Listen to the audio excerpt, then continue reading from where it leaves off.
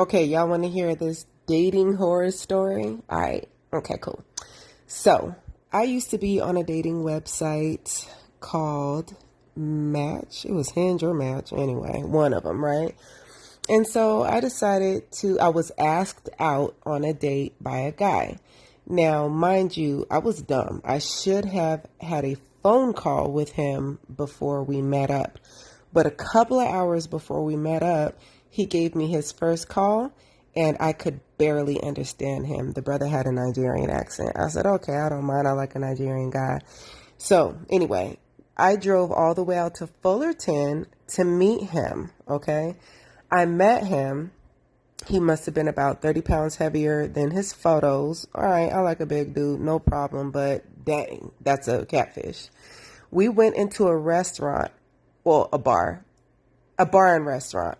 And this restaurant was so loud, okay? Loud music, loud people, a loud TV playing this game. So we got seated in, thankfully, a quieter area. I was on my 1 meal a day kick, my intermittent fasting. I was starving. I could not wait to eat. Okay, so we went all the way to the back to the patio. It was freezing cold, but whatever.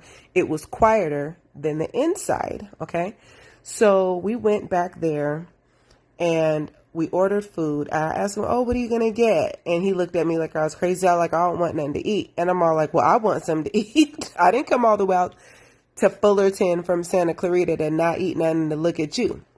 So anyway, and the reason I say look at you is because he was watching the game the entire time. Okay.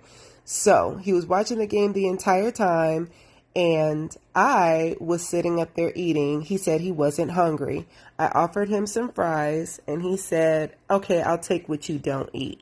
I'm like, all right.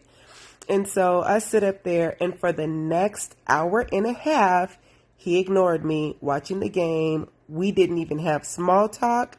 I was like, wow, did I really drive all the way out here from Fullerton to see this guy who doesn't even want to have a conversation? Okay.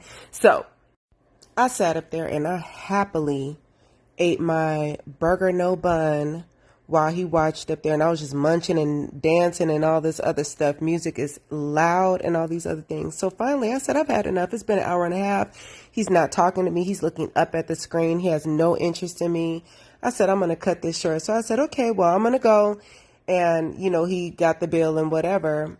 And then he said, okay, I'm going to walk you to your car. I said, no, thank you.